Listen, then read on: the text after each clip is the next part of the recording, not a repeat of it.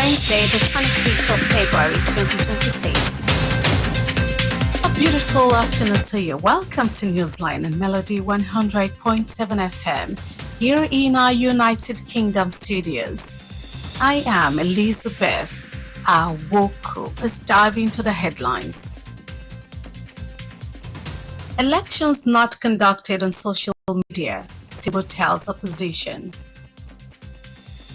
FG slumped as medical tourism hits $550 million annually. IPAC condemns attack on Odige Oyegun ADC leaders. And on the foreign scene, Iran rejects US claims on missile program as big lies. And on sports news today, Maduga explains Oshuala's absence from Super Falcons squad.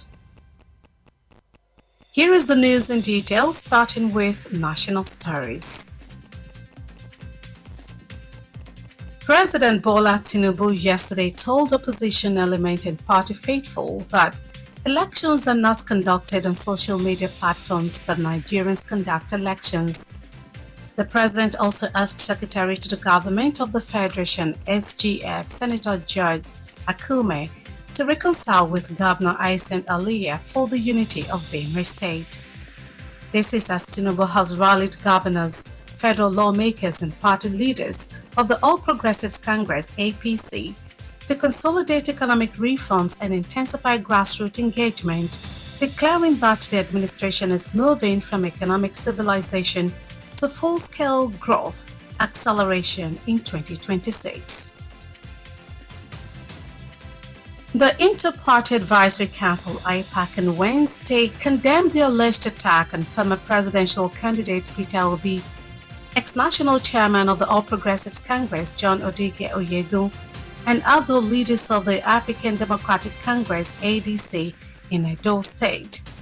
IPAC's National Public Secretary Adebola Martins, who disclosed this in a statement issued in Abuja, described the incident as a dangerous escalation of political intolerance.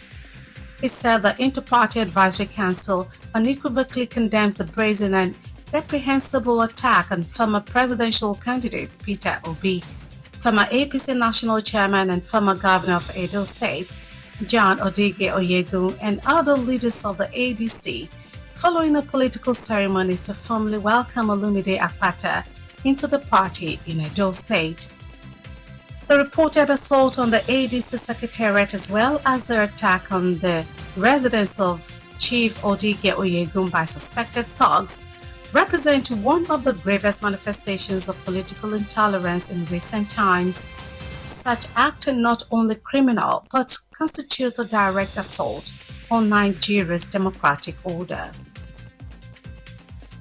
Thank you for staying tuned. Newsline returns shortly. Stay with us.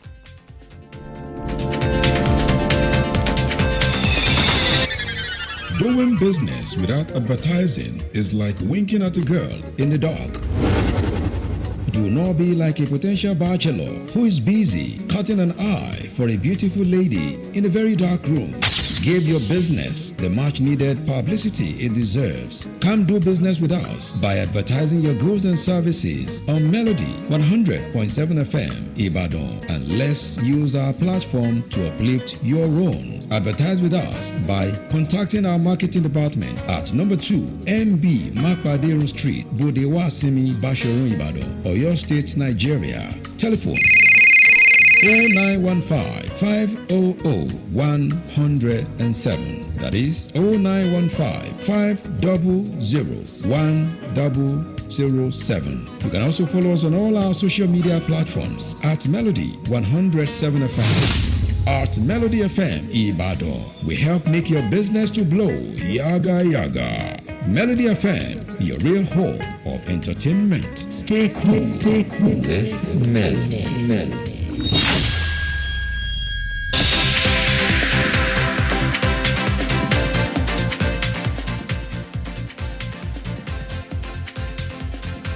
Welcome back, still listening to Newsline and Melody 100.7 FM. Many thanks for staying with us. The news continues and straight to the business story. The federal government has come under criticism as foreign exchange outflow for health-related travel by Nigerians surged to $549.29 million in the first 9 months of 2025, a 17.96% increase from $465.67 million in the same period of 2024. Analysts and health experts slammed the government for failing to curb medical tourism despite repeated pledges to improve local healthcare infrastructure and reduce dependence on treatment abroad. The foreign exchange refers to the personal allowance an individual can obtain from the Central Bank of Nigeria for medical travel abroad. While the CBN tracks the FX outflow, it does not monitor how the money is spent. And on the foreign scene, Iran's foreign ministry on Wednesday dismissed U.S. claims about its missile program as big lies after President Donald Trump claimed Tehran was developing missiles that can strike the United States. Ministry spokesman Ismail Bakr said on X that whether they are alleging regarding Iran's nuclear program, Iran's ballistic missiles, and the number of casualties during January's unrest is simply the repetition of big lies. Bakr did not specify exactly which claims he was responding to, but hours earlier, Trump had said Iran was seeking missiles that could reach American soil. In an interview with the Newsline in February, Iran's Foreign Minister Abbas Araghchi said Tehran lacked the capability to target the U.S. but would attack American bases in the Middle East if Washington launched a strike. And straight to the entertainment news. Bamidele Tope Saint, widely known by his stage name Okemese, has passed away. The comic actor reportedly died on Tuesday, February 24, 2026, at about 11:50 a.m. in a hospital. Reports indicate that he slipped into a coma for several hours after experiencing complications linked to medication administered during treatment. Confirming the sad news in a video posted on Instagram, fellow actor Tony Montana Depp disclosed that Okemese's remains have been placed in the mortuary. Finally, on Sports News today, Justin Maduga has explained why Asisat Oshoala was left out of Nigeria's squad for the upcoming friendlies against Cameroon's women's national football team, stressing that the striker is still a key part of his long-term plans. The Nigeria women's national football team will take on the Indomitable Lionesses in 2-match series as they prepare for the 2026 Women's Africa Cup of Nations. Maduga recently unveiled a 25-player roster for the games, and Oshoala's omission drew attention, especially considering her impressive performances for Al Hilal FC. The 31-year-old forward, who previously starred for FC Barcelona Femení, was among the high-profile names left out. Maduga, however, denied any fallout, explaining that the matches are intended to give other players a chance to prove themselves. Before we end Newsline, here is a recap of the highlights. Elections not conducted on social media, Tinubu tells opposition. FG slammed as medical tourism hit $550 million annually. IPAC condemns attack on Odigi Oyegun, ADC leaders. And on the foreign scene, we told you Iran rejects U.S. claims on missile program as big lies. Finally, on sports news, we also told you Maduga explains Oshoala's absence from Super Falcons squad. We've come to the end of Newsline and Melody 100.7 FM. Kindly join us on all our social media platforms for more news stories and excellent programming. Newsline was compiled and produced by Kudirat Hakima Pampa and Adebola Adebayo, edited by Eyitayo Olushola. I am Elizabeth Awoku. Please stay tuned for the Yoruba version of the news shortly. Good afternoon and thank you for listening.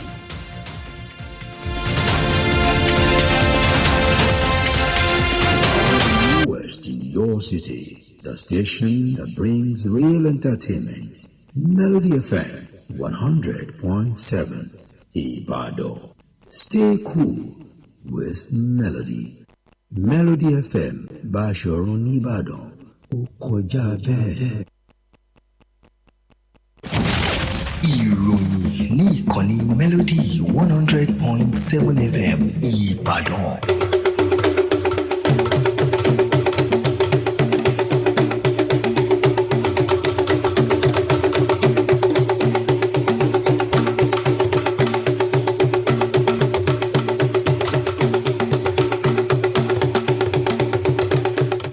Ẹ káàsán.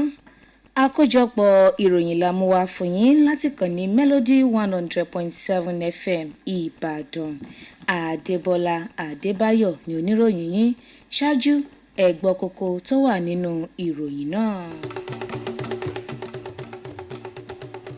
Ààrẹ Bọ́lá Tinubu sọ fún àwọn alátakò rẹ̀ pé ìbò dídì kìí ṣe lórí ìtàkùn ayélujára.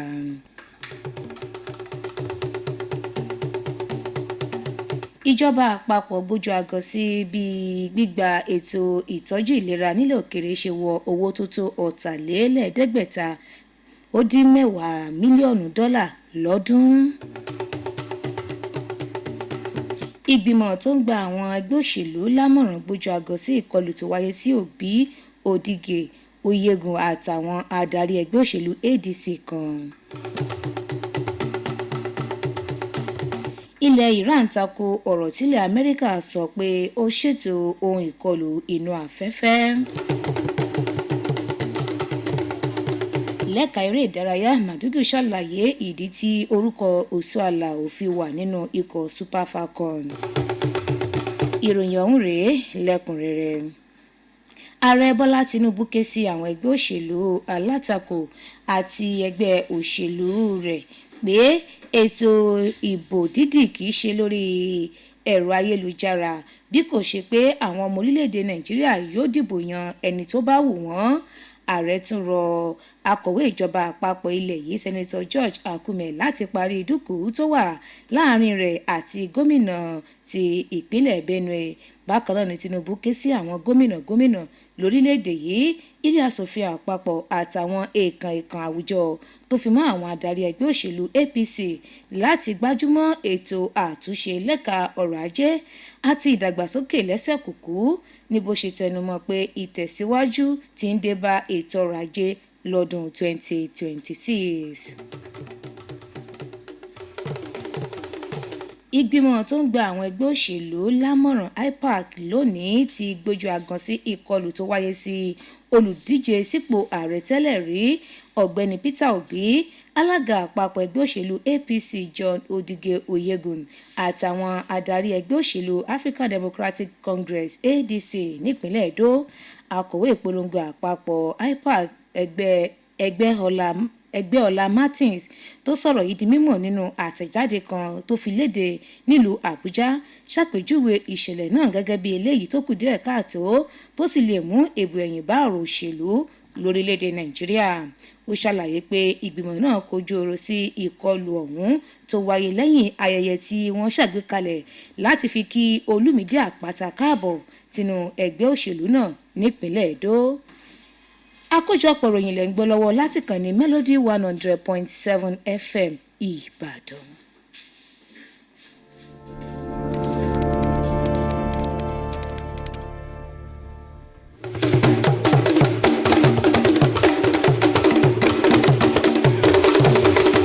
Melody FM Bashorun Ìbàdàn. Ó kọjá bẹ́ẹ̀. Níbo lọ ń lọ? Mo ń lọ kéde ọjà mi ní rédíò kan bẹ́ẹ̀ ni. Níbo? Má wulẹ̀ dákọ̀. Má sunwó náà. Ibi táyé kọjú sí ni ó kọjú sí. Polówó ọjà rẹ ní Melody 100.7 FM. Àtàjèrè ló sì máa tà. Polówó ọjà ní Melody. Sanwó polówó ọjà sí Melody. Jẹ́ kí wọ́n lò ní Melody. Kọjá ló sì máa tà ní wàrà wàrà. Ẹ kàn sí ẹ̀ka ìpolówó ọjà wa níléeṣẹ́ wa tó wà ní ojúlé kejì MB Mápàdérun Bódè Wàásìmí Báṣọ̀run Ìbàdàn. Ẹ sì lè pè wá sórí ẹ̀rọ ìbáraẹnisọ̀rọ̀ 0915 500-107 lẹ́ẹ̀kan sí 0915 500-107. 107. Bákan náà lẹ́tún lè kàn sí wa lórí àwọn ìtàkùn ayélujára wa @melody 107 FM. àtàjẹrẹ fún gbogbo ẹni tó bá polówó ọjà ní Melody 100.7 FM. Melody FM Báṣọ̀run nìbàdàn ó kọjá bẹ́ẹ̀.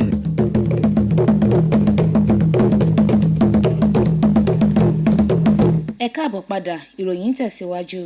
Ìjọba àpapọ̀ ilẹ̀ yìí ló ti ń kojú awuyewuye látàrí bí owó táwọn ọmọ orílẹ̀-èdè Nàìjíríà fi ń ṣe ìrìn àjò lọ sílẹ̀ òkèrè lórí ọ̀rọ̀ tó ní ṣe pẹ̀lú ìlera ṣe gbẹnu sókè sí $5,709 mílíọ̀nù lóṣù mẹ́sàn-án àkọ́kọ́ ọdún 2025 tí eléyìí sì sàmì àlékún ìdá 18 ó dín díẹ̀ láti $495 mílíọ̀nù tí wọ́n ṣe àkọsílẹ̀ rẹ̀ nírú àsìkò kan náà lọ́dún 2024. Àwọn òǹwòye àtàwọn ọ̀jìnmílẹ́ka ètò ìlera tí kò rojú sí bíjọba ṣe ń ṣe àwọn ìgbésẹ̀ ọ̀hún láì mójútó bó ti tọ́ àti bó ti yẹ àti láti fòpin sí báwọn èèyàn ṣe ń lọ sílẹ̀ òkèrè láti lọ gba ìtọ́jú ìlera wọn bó tilẹ̀ jẹ́ pé ó ti ń jẹ́jẹ́ lọ́pọ̀ ìgbà láti mú àgbéga bá àwọn ohun amáyédẹrùn lẹ́ka ètò ìlera lábẹ́lé kí àdínkù sì dé bá báwọn èèyàn ṣe ń gbára lé gbígba ìtọ́jú ìlera ní ilẹ̀ òkèrè.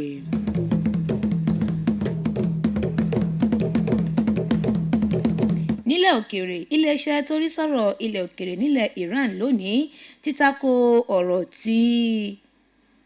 ọ̀rọ̀ tílẹ̀ Amẹ́ríkà sọ nípa ohun ìjagun inú afẹ́fẹ́ lẹ́yìn tí ààrẹ Donald Trump sọ pé Tehran ń ṣe ohun ìjagun inú afẹ́fẹ́ kan èyí tó lè ṣèkọlù sílẹ̀ Amẹ́ríkà. Agbẹnusọ iléeṣẹ́ náà Ismail Bakai sọ lórí ìtàkùn X pé irọ́gbu tó jìnnà sóòótọ́ ni gbogbo ẹ̀sùn tí wọ́n fi kan ilẹ̀ Iran lórí ohun ìjagun náà àti làásìgbò tó bẹ́ sílẹ̀ lóṣù kínní. Bakai ni kò sọ pàtó ọ̀rọ̀ tó ń fèsì lé lórí àmọ́ ṣáájú ni Trump ti sọ pé ilẹ̀ Iran ṣe ohun ìjagun tó lè dé ilẹ̀ Amẹ́ríkà.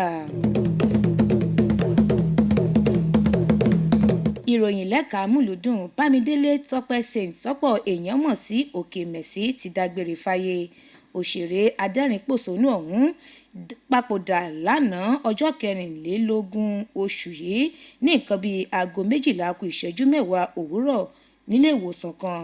Gẹ́gẹ́ bí ìròyìn ṣe sọ, Òkè Mẹ̀sí ló ti wà ní ẹsẹ̀ kan ayé ẹsẹ̀ kan ọ̀run fún ọ̀pọ̀lọpọ̀ wákàtí látàrí ìlera rẹ̀ tó sapá kan jà mọ́. Akẹgbẹ́ rẹ̀ tó náà jẹ́ òṣèré Tony Montana Jeff ló fìdí ìṣẹ̀lẹ̀ ikú Òkè Mẹ̀sí múlẹ̀ nítàkùn Instagram rẹ̀ tí ara olóògbé ọ̀hún sì ti wà ní ilé ìgbókùsí kélédùà báwátẹ̀ sáfẹ́fẹ́ rẹ̀.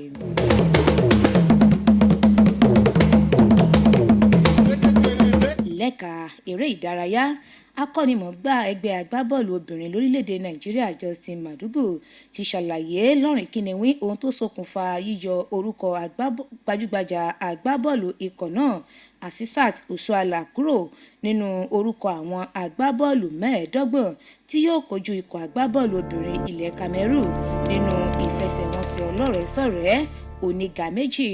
Ó ṣàlàyé pé láríjà ìgbésẹ̀ ọ̀ni láti fi àyè sílẹ̀ fún àwọn ọ̀dọ́ langba míì tó ṣẹ̀ṣẹ̀ ń dàgbàsókè nínú ikọ̀ ọ̀hún. Ó fi kún ọ̀rọ̀ rẹ̀ pé digbí ni Asisat Oshoala wà nínú àlàkalẹ̀ wọn fún ikọ̀ náà.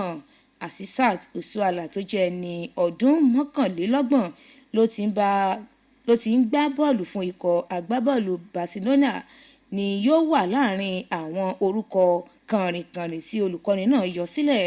Ó sọ àsọyán ọ̀rọ̀ náà pé kò sí kọ́nu-kọ́wọ́ kankan nínú ikọ̀ àgbábọ́ọ̀lù ọ̀hún.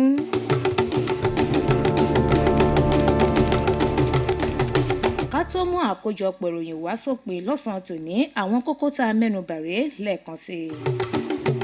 A mú wá fún yín pé ààrẹ orílẹ̀-èdè Nàìjíríà Bọ́lá Ahmed Tinubu sọ fún àwọn alátakò pé ìbò dídì kìí ṣe lórí ìtàkùn ayélujára.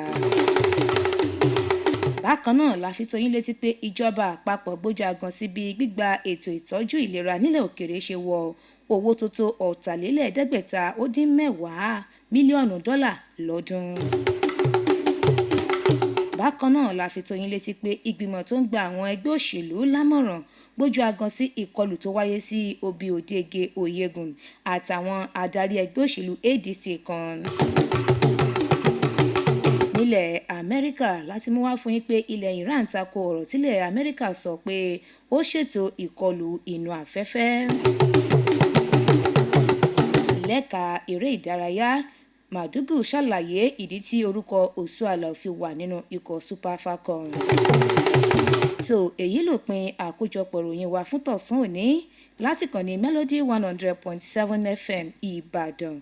Kudirat Hakeem Apampa àti Bọ̀bọ́lá Eégúnfẹ́mi ló ṣe àkójọpọ̀ ìròyìn náà. Èyítáyọ̀ Olúṣọlá lolóòtú ìròyìn.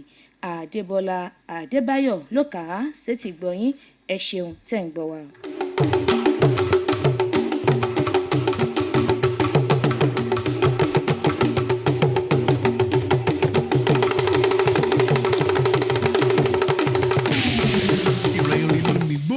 Ẹ̀fọ̀n ló lọ̀dàn ẹja ló ní bú Melody 100.7 FM Ìbàdàn ló lórin àtètò aládìídùn ẹ máa gbọ́. Melody FM ló gbòde o táyé ń gbọ́.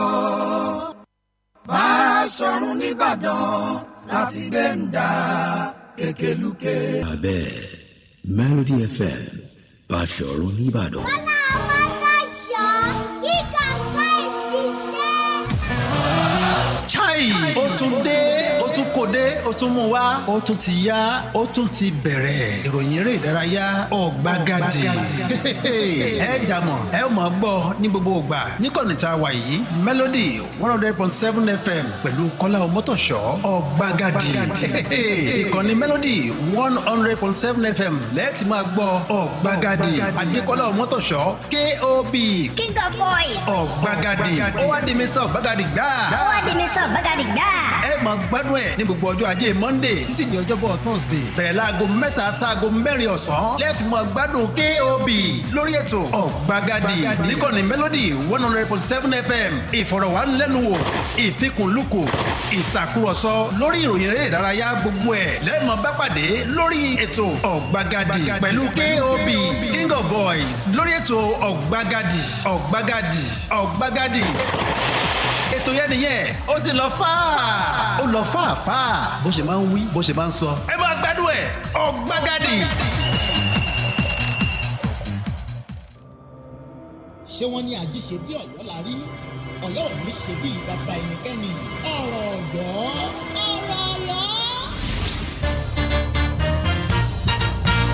Aṣíwájú ni wá aṣíwájú ni wá aṣíwájú ni wá aṣíwájú ni wá. Aṣíwájú lẹ́lẹ́dùnmáre fún wa nípínlẹ̀ Ọ̀yọ́. ọ̀rọ̀ Ọ̀yọ́ lè tó káàrọ̀ ọ̀tọ̀ tí ó máa dé sétí gbọ́yìn níkànnì Melody 100.7 FM ní gbogbo ọjọ́bọ̀ Thursday bẹ̀rẹ̀ látàgò 2 ọ̀sán sáàgò 3 ọ̀sán níbẹ̀ lẹ́ ó ti máa gbọ́ gbogbo bí nǹkan ṣe ń lọ nípínlẹ̀ Ọ̀yọ́ láti ìjọba ìbílẹ̀ nípínlẹ̀ tó fi mọ́ gbogbo àwọn iléeṣẹ́ àti lájọ-lájọ tó jẹ mọ́ tìpínlẹ̀ Ọ̀yọ́ ẹ sì tún láǹfààní láti máa pàdé àwọn tó dipò òṣèlú mú nípínlẹ̀ Ọ̀yọ́. Èyítáyọ̀ Olúṣọlá ni ó máa fi tayọ̀tayọ̀ túkọ̀ ètò náà ní gbogbo ọjọ́bọ̀ Thursday látàgò 2 ọ̀sán sáàgò 3 ọ̀sán ẹ̀jẹ̀ àjọgbọ́ o torí Ọ̀yọ́ ò ní pòkó àrà kó dàbí ti bàbá ẹnikẹ́ni. Aṣíwájú ni wá aṣíwájú ni wá.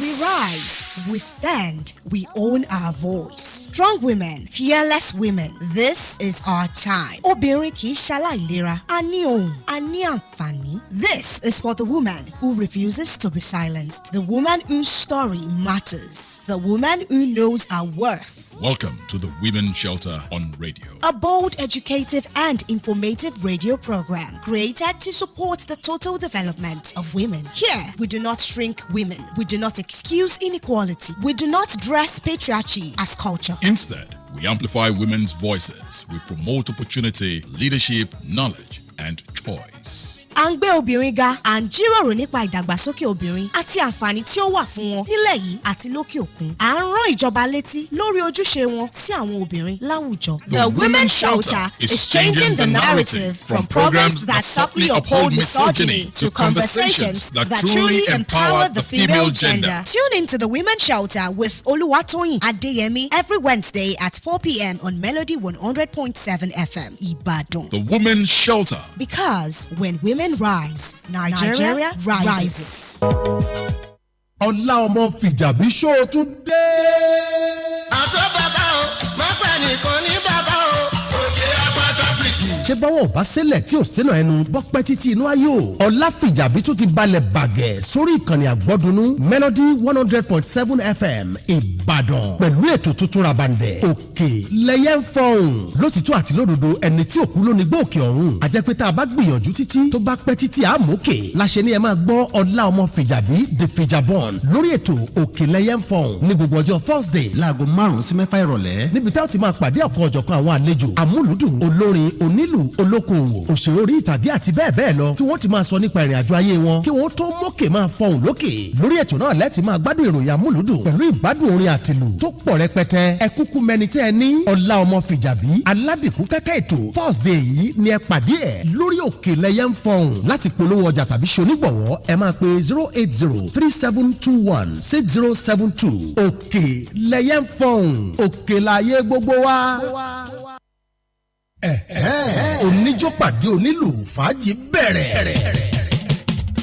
Bó ṣe jẹ́ gan lẹ́gbọ́ yẹn lórí àdìkún kẹ́kẹ́ ètò amúgbòròdùn bẹ́ẹ̀ ṣe béèrè fún la ṣe kójọpọ̀ lórí ìkànnì tuntun nẹ́nẹ́ Melody 100.7 FM Ìbàdàn amúgbòròdùn gbogbo ọjọ́ Wednesday láago 9 sí 11 alẹ́ lẹ́ẹ̀ma jẹmu kútù ètò amúgbòròdùn lórí Melody abala mẹ́ta ọ̀tọ̀ọ̀tọ̀ gbáǹkọ́gbì la fi ṣẹ̀jọ́ ẹ̀ àkọ́kọ́ labala ṣẹ́wà ń bẹ̀ níbi táwọn ti máa fọ̀kọ́ òjọ̀kan àlùjọ Melody láìsí ara wa bẹ́ẹ̀ gẹ́lẹ́ ni o àwa pẹ̀lú yín lájọ máa tó bẹ́ẹ̀ bá ṣe ń fẹ́ la ṣe máa bò sílẹ̀ abala kejì ní kí ló ń trend lágbo amúlùdùn ìyẹn la kó sínú ìròyìn amúlùdùn bó jẹ́ torin bó jẹ́ tìlù bó jẹ́ tèrè ìtàgé tó bá ṣe ń balẹ̀ la ṣe máa já sétí yín abala tó kàdí ètò ńlẹ̀ òun là tún palẹ̀ ọ̀rọ̀ àwọn amúlùdùn gbogbo ẹ̀ lórí ètò amúgbòròdùn níkànnì Melody 100.7 FM Ìbàdàn pẹ̀lú ọmọ yín olólùfẹ́ yín alóyin lóhùn ní Lukman ọmọ Tìjání MC Tiloma tó ń tàwọn ikọ̀ rẹ̀ ẹ má gbàgbé ọjọ́jọ́ Wednesday láago 9 sí 11 alẹ́ lamúgbòròdùn máa gorí atẹ́gùn ní Wednesday yìí ẹ jẹ́ kájọ ṣe fàájì Melody láìsí ara wa. Láti polówó ọjà tàbí ṣonígbọ̀wọ́ ẹ pè 08059292047 amúgbòròdùn ìgbádùn ètò lórí Melody.